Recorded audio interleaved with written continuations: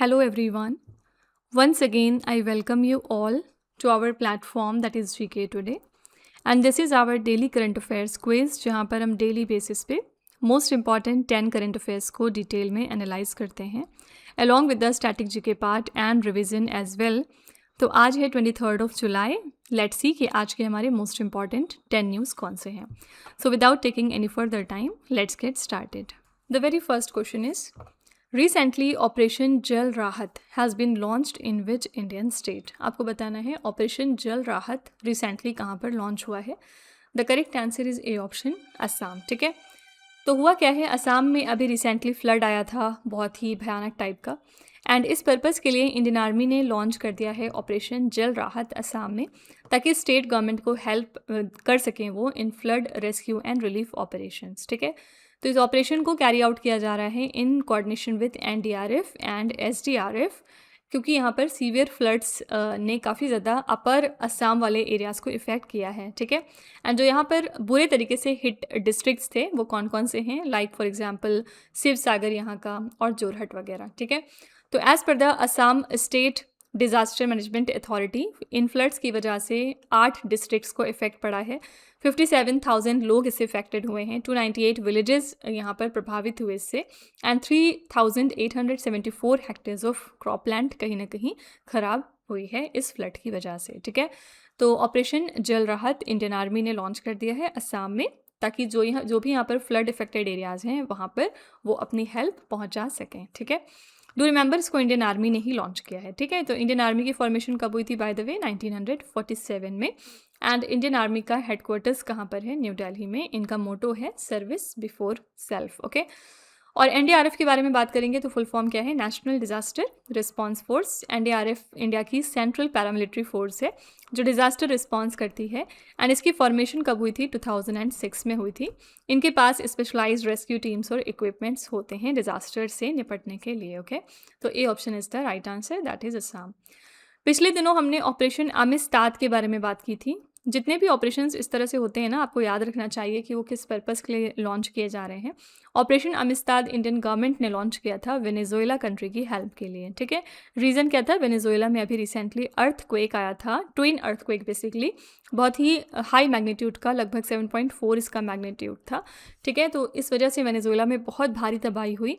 As a result Indian government ने operation Amistad launch किया है वेनेजुएला देश को हेल्प करने के लिए. ठीक है, तो ये भी फैक्ट याद रखिएगा. Moving to next question.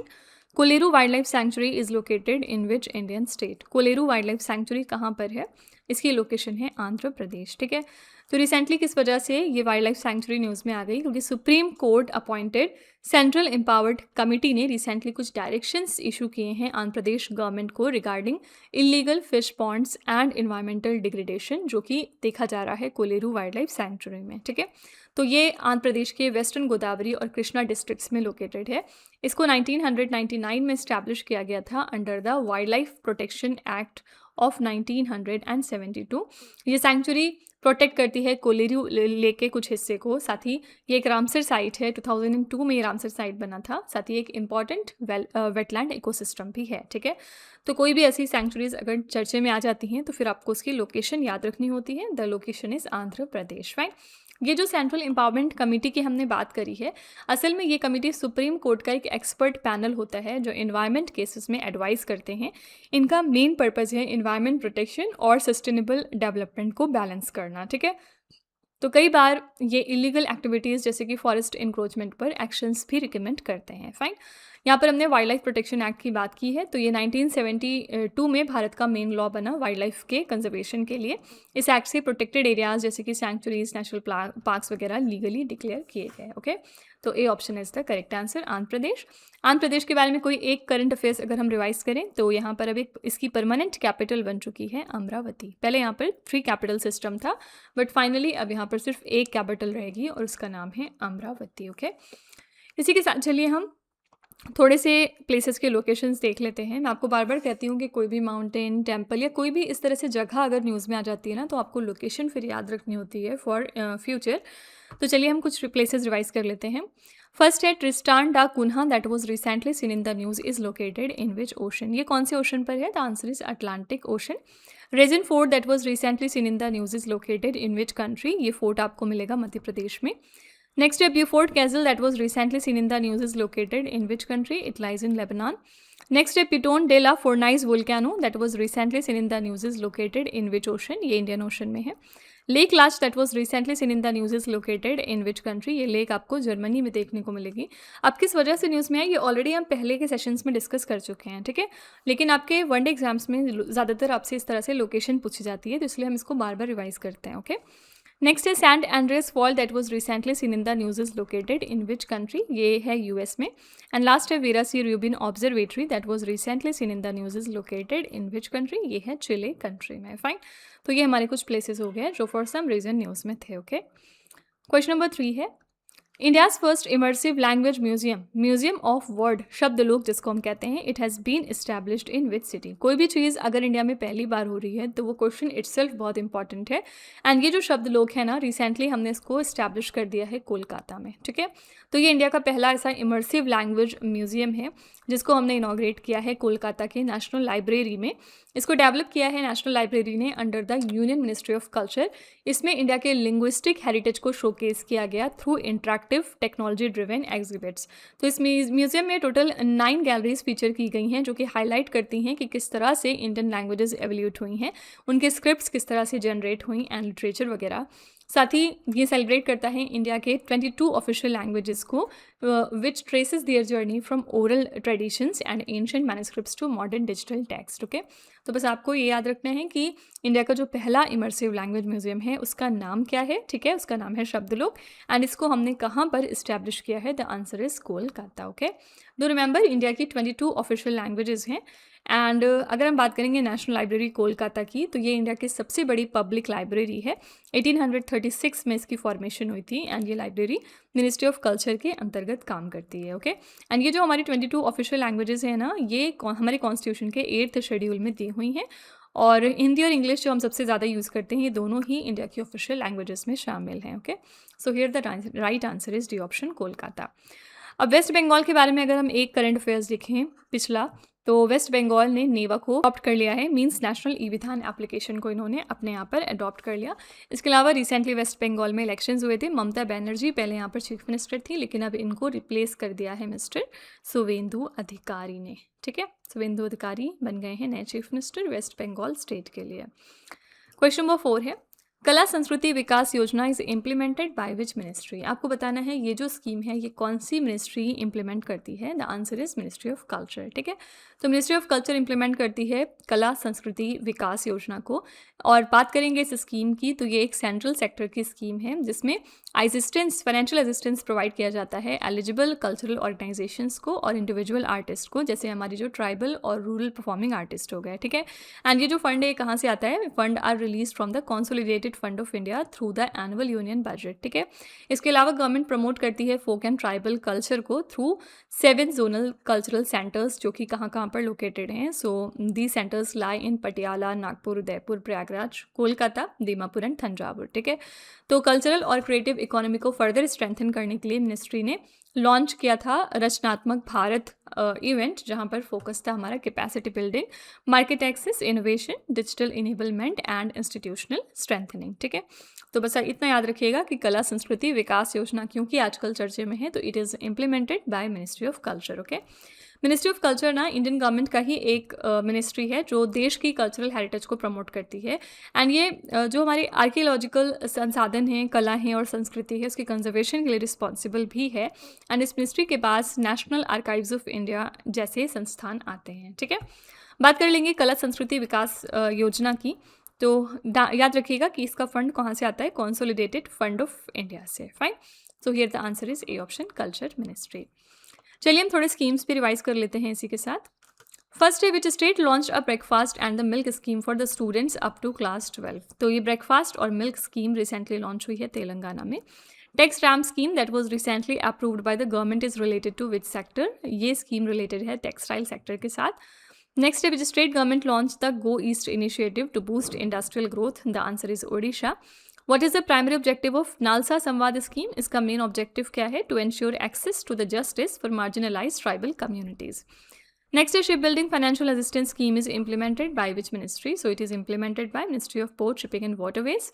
The Vaishvik Bharatiya Vaigyanik fellowship is an initiative of which ministry? The answer is ministry of science and tech. And last है which state government launch the Priyadarshini scheme for free bus travel for women? तो Priyadarshini scheme को launch किया था केरला ने. इसका purpose क्या था? यहाँ की वुमेन को फ्री बस ट्रेवल की सुविधा प्रदान करना. ठीक है. Coming to fifth question, the world's largest curd manufacturing plant has been developed in which Indian state? ये पूरी दुनिया का सबसे बड़ा कर्ड मैन्युफैक्चरिंग प्लांट है जो रिसेंटली डेवलप हो गया है वेस्ट बंगाल में. यहाँ पर हमारे होम मिनिस्टर अमित शाह ने परफॉर्म किया भूमि पूजन इस प्लांट के लिए under the Amul Bengal dairy project in Kolkata. 700 crore रुपए का ये प्रोजेक्ट है एंड इसको डेवलप किया गया at the Howrah food park. Purpose क्या रहेगा? वाइट रेवोल्यूशन 2.0 को फर्दर स्ट्रेंथन करना एंड कोऑपरेटिव मूवमेंट को इन्हांस करना.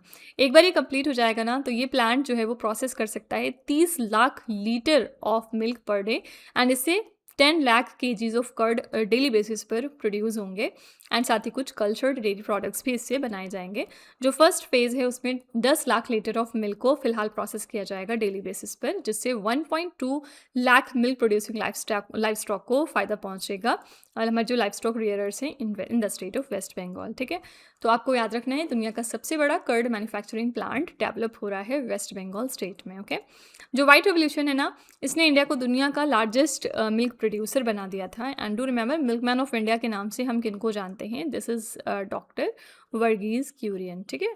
ये हमारे मिल्कमैन ऑफ इंडिया के नाम से जाने जाते हैं एंड साथ ही ये हमारे फादर ऑफ वाइट रेवोल्यूशन भी हैं. एंड अमूल की बात करेंगे तो ये कोऑपरेटिव डेयरी ब्रांड है जो गुजरात में स्टैब्लिश्ड है. अमूल ने इंडिया में डेयरी सेक्टर का कोऑपरेटिव मॉडल पॉपुलर किया. अमूल की फेमस एड कैंपेन का टैगलाइन क्या है? The taste of India. ठीक है. तो यहाँ पर एक चीज़ और याद रखिएगा कि अगर हम बात करेंगे ग्रीन रेवोल्यूशन की तो फादर ऑफ ग्रीन रेवोल्यूशन कौन है? ये है मिस्टर MS स्वामीनाथन. ठीक है. और अगर आपसे पूछेंगे ये इंडिया की हम बात कर रहे थे, इंडिया के अंदर फादर ऑफ ग्रीन रेवोल्यूशन है MS स्वामीनाथन. अगर हम father of green revolution world level पर देखेंगे तो ये कौन है? इनका नाम क्या है? Mister Norman Borlaug. ठीक है. तो हमेशा याद रखिएगा father of green revolution world के लिए अलग है, इंडिया के लिए अलग है. MS स्वामीनाथन जी की जो बेटी हैं इनका नाम क्या है? सौम्या स्वामीनाथन. पिछले दिनों ये बहुत ज़्यादा न्यूज़ में आई थी बिकॉज इनको एक बहुत ही इंपॉर्टेंट ऑनर मिला था. Can you right that in the comment section if you remember? So please write your answer in the comment. Okay. Question number 6 है द दुर्गा सुरक्षा squad was launch by which police force? आपको बताना है ये squad किस police force ने launch किया है. The answer here is C option, that is Kolkata police. ठीक है. आज बहुत सारे हमारे क्वेश्चंस हैं जो कि वेस्ट बंगाल से हैं. असल में हुआ क्या है, कोलकाता पुलिस ने लॉन्च कर दिया 1 महीने का awareness campaign through the Durga सुरक्षा स्क्वाड, जिससे कि हम अवेयरनेस क्रिएट कर सकें about crimes against women and cyber fraud. ठीक है. तो ये कैंपेन 120 लोकेशंस को कवर करने वाला है under 60 police station across Kolkata. Originally इसको फॉर्म किया गया था for scooter based women safety patrols, लेकिन बाद में इसको एडिशनल रिस्पॉन्सिबिलिटीज़ दी गई फॉर पब्लिक अवेयरनेस. ठीक है. तो इस इनिशिएटिव से सपोर्ट होता है हमारा वेस्ट बंगाल गवर्नमेंट का zero tolerance policy against crimes against women and ये कॉम्प्लीमेंट करता है साइबर हेल्प डेस्क को जो कि स्टैब्लिश्ड हैं एट द पुलिस स्टेशन. ठीक है. तो दुर्गा सुरक्षा स्क्वाड को लॉन्च किया है कोलकाता की पुलिस ने. ओके. एंड अगर आपको याद हो कुछ दिनों पहले सिंगप्पिन नाम की ऐसी ही एक स्पेशल टास्क फोर्स की शुरुआत हो गई थी तमिलनाडु में. इसका भी पर्पस था वुमेन की सेफ्टी को इंश्योर करना. ठीक है. तो एग्जाम में पूछ सकते हैं कि सिंगप्पिन नाम का स्पेशल टास्क फोर्स कहाँ पर फॉर्म किया गया है? The answer is Tamil Nadu. Okay. इसी के साथ चलिए हम थोड़े नेशनल करंट अफेयर्स भी रिवाइज कर लेते हैं. फर्स्ट है Eklavya model residential schools are a flagship initiative of which ministry? तो ये स्कूल्स हमारे फ्लैगशिप इनिशिएटिव हैं मिनिस्ट्री ऑफ ट्राइबल अफेयर्स के. The technology center systems program is implemented by which ministry? So it is implemented by MSME ministry, means ministry of micro small and medium enterprises. Karuna Abhiyan is a wildlife rescue and rehabilitation campaign launched by which state government? It is launched by Gujarat. Which organization launched the Padma Dori Textile Initiative under the Ministry of Development of Northeastern Region? The answer is Northeastern Handicrafts and Handlooms Development Corporation. Next है, what is the primary objective of Q-Force application launched by Indian Army? इसका main objective क्या है? Logistics and Sustainment Management. The Olo tribe is primarily found in which Indian state? ये tribe आपको देखने को मिलेगी अरुणाचल प्रदेश में. एंड लास्ट है the e-Shram portal was launch by which ministry? इस पोर्टल को लॉन्च किया था ministry of labour and employment ने. ठीक है. Coming to 7th question now. The 8th edition of BRICS heads of prosecution services meeting was held in which city. ये 8th edition था इस मीटिंग का एंड रिसेंटली ये कंक्लूड हुआ है न्यू दिल्ली में। ठीक है, तो हुआ क्या है, डिपार्टमेंट ऑफ लीगल अफेयर्स ने ऑर्गेनाइज किया इस इवेंट को नई दिल्ली में। ये 2 दिन का इवेंट था जो कि अलाइन करता है इंडिया की ब्रिक्स थीम के साथ, which is building for resilience, innovation, cooperation and sustainability. ठीक है, तो पर्पस क्या था इस मीटिंग का, कॉपरेशन को फर्दर स्ट्रेंथन करना among the BRICS prosecution services and यहाँ पर एक stable, fair and predictable legal framework promote करना। साथ ही यहाँ पर फोकस था क्रिमिनल जस्टिस सिस्टम को ज़्यादा सेंसिटिव, ट्रांसपेरेंट और विक्टिम सेंट्रिक बनाना। ठीक है, तो ये 8th एडिशन था BRICS heads of prosecution services meeting का, जो रिसेंटली हमने ऑर्गेनाइज किया है न्यू दिल्ली में। ओके, और ब्रिक्स की यहाँ पर बात कर लेते हैं। तो इस साल ब्रिक्स की प्रेसिडेंसी किसके पास है, इंडिया के पास है। लास्ट ईयर 2025 में इसको होस्ट किया था ब्राज़ील कंट्री ने। ओके, एंड ब्रिक्स में पहले ओरिजिनली 4 कंट्रीज़ थी, सिर्फ ब्राज़ील, रशिया, इंडिया और चाइना, लेकिन बाद में साउथ अफ्रीका ने इसको 2010 में ज्वाइन किया। बट अब 2026 में देखेंगे तो इसमें 11 मेंबर कंट्रीज़ बन चुकी हैं इसकी। ठीक है, coming to 8th question, Hollongapar gibbon wild life sanctuary is located in which Indian state. ये वाइल्ड लाइफ सेंचुरी कहाँ पर है, the answer is B option, Assam में। ठीक है, अब ये किस वजह से न्यूज़ में है, सबसे पहले ये असम के जोरहट डिस्ट्रिक्ट में लोकेटेड है एंड रिसेंटली हाईलाइट हुई because it is one of the richest butterfly habitats in the state and ये जानी जाती है for conserving the endangered western hoolock gibbon which is the only app species which is found in India. ठीक है, तो ये century dominated है evergreen forest से एंड यहाँ पर आपको मल्टीपल कैनोपी लेयर्स मिलेंगे which supports it's rich biodiversity. Fine, तो ये जो वाइल्ड लाइफ सेंचुरी है ये फॉर सम रीज़न न्यूज़ में थी, तो आपको बस लोकेशन याद रखनी है। It lies in the state of Assam, Assam के जोरहट डिस्ट्रिक्ट में ये लोकेटेड है। ठीक है, जो वेस्टर्न हुलॉक गिबॉन है ना, ये इंडिया का इकलौता एप स्पेशीज़ है। ये प्राइमेट स्पेशीज़ अब्रोरियल और सोशल होते हैं ज़्यादातर एंड आईसीएन रेड लिस्ट में इनकी कैटेगरी क्या है, ये इंडेंजर्ड कैटेगरी में आते हैं। फाइन, इसी के साथ चलिए हम थोड़े इन्वायरमेंट रिलेटेड न्यूज़ भी रिवाइज कर लेते हैं। फर्स्ट है Coringa wild life sanctuary is located in which Indian state, it lies in the state of Andhra Pradesh. Next है Grandidierella gitanjaliae and Grandidierella khambhatensis that were recently seen in the news belongs to which species. ये कौन सी species है, एम्फीपॉड की species है। Suru river that was recently seen in the news is tributary of which river, ये tributary है Indus की। Next है Glyptothorax सेंटीमेरेनी एंड ऑर्टिस एलिनी that were recently seen in the news belongs to which species, ये फिश की स्पेशीज है। व्हाट इज दिस टैकीड्रोमस अल्टा पेनेंसिस that was recently seen in the news, ये एक न्यूली डिस्कवर्ड स्पेशीज है लिजार्ड की। नेक्स्ट है मोनिली गैस्टर ग्रिशी and Drawida reynoldsi that were recently seen in the news belongs to which species, ये किस तरह की स्पेशीज है, अर्थवॉर्म की है। एंड लास्ट है Onomastus Brahmagiri and Onomastus silent valley which were recently seen in the news belong to which group of organism, तो ये आपके जंपिंग स्पाइडर की स्पेशीज हैं। ठीक है, तो ये कुछ इन्वायरमेंट से रिलेटेड न्यूज़ हो गए जो आपसे एग्जाम में पूछे जा सकते हैं, आप इनको रिवाइज करते रहा करिए frequently. Coming to 9th question, a very very important question, which country won the FIFA World Cup 2026 title. तो FIFA वर्ल्ड कप हमारा कंक्लूड हो चुका है एंड इसके लिए विनिंग टीम थी स्पेन। स्पेन ने फाइनल्स में अर्जेंटीना टीम को हराया था 1-0 से आफ्टर एक्स्ट्रा टाइम एंड यहाँ पर फेरन टोरेस ने स्कोर किया था winning goal in the 106th minute. Spain ने इसी के साथ अपना second FIFA men's world cup title जीत लिया है, फर्स्ट टाइम इन्होंने 2010 में जीता था। इसी के साथ स्पेन फर्स्ट कंट्री बना to simultaneously hold both the men's and women's FIFA world cup title. ठीक है, यहाँ पर बात कर लेंगे कुछ प्लेयर्स की, तो किलियान म्बाप्पे जो कि फ्रांस कंट्री को बिलोंग करते हैं, इन्होंने गोल्डन बूट अवार्ड जीता है। रॉड्री जो कि स्पेन के प्लेयर हैं, इन्होंने गोल्डन बॉल अवार्ड जीता। यूनाई साइमन स्पेन के प्लेयर हैं, इन्होंने गोल्डन ग्लव ऑनर जीता है। एंड पॉ क्यूबार्सी स्पेन के प्लेयर हैं, इन्होंने बेस्ट यंग प्लेयर का टाइटल जीता है। ठीक है, तो यहाँ पर करेक्ट आंसर है डी ऑप्शन स्पेन। याद रखिएगा इन्होंने फाइनल्स में अर्जेंटीना को हराया था। कमेंट में ज़रा बताइएगा कि इस साल का जो फीफा वर्ल्ड कप था ये कौन सी 3 कंट्रीज़ थी जो मिलकर को होस्ट कर रही थी। सो आपको वेन्यू लिखना है कमेंट सेक्शन में, हमने बहुत बार पहले डिस्कस किया है। Okay, FIFA world cup do remember हर 4 साल में होता है। पहला फीफा वर्ल्ड कप कब हुआ था, 1930 में हुआ था। कहाँ पर, कौन सी कंट्री में, तो यूरुग्वे में। ठीक है, एंड ब्राज़ील में अब तक सबसे ज़्यादा फीफा वर्ल्ड कप टाइटल्स जीते हैं। ब्राज़ील ने अब तक 5 फीफा वर्ल्ड कप टाइटल्स अपने नाम किए हैं। फाइन, तो यहाँ पर करेक्ट आंसर था D option. Coming to last question, Andy Burnham has become the prime minister of which country. ये कौन सी कंट्री के प्राइम मिनिस्टर बने हैं, the correct answer is United Kingdom. ठीक है, रिसेंटली यूनाइटेड किंगडम के प्राइम मिनिस्टर बन गए हैं। इन्होंने सक्सीड किसको किया, डू रिमेंबर, इन्होंने कीर स्टारमर को सक्सीड किया है। अभी तक यहाँ के प्राइम मिनिस्टर थे कीर स्टारमर। ठीक है। पहले ये मेयर थे ग्रेट मैनचेस्टर के, लेकिन अब ये लीडर बन गए हैं लेबर पार्टी के before being invited by King Charles III to form the government. And इसी के साथ ये 7th नंबर के यूके प्राइम मिनिस्टर बने हैं इस डेकेड में। This transition occurred without a general election because of Keir Starmer's resignation as labour leader and prime minister. ठीक है, तो आपको याद रखना है कि प्राइम मिनिस्टर यूनाइटेड किंगडम के नए बन गए हैं मिस्टर एंडी बर्नहैम, इन्होंने कीर स्टारमर को रिप्लेस किया। ठीक है, दोनों ही फैक्ट्स ध्यान में रखिएगा। इसी के साथ चलिए हम कुछ इंपॉर्टेंट पर्सनालिटीज़ देख लेते हैं जो फॉर सम रीज़न न्यूज़ में थी।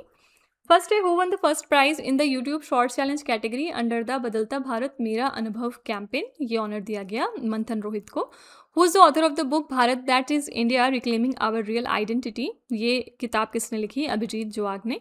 Girish Bhardwaj who recently passed away was popularly known by which title? इनको हम ब्रिज मैन ऑफ इंडिया के नाम से जानते हैं।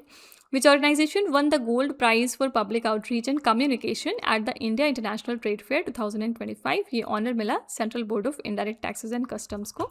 Salim Kumar who recently passed away won the national film award for best actor for which film? इनको बेस्ट एक्टर का award मिला था for the movie Adaminte Makan Abu.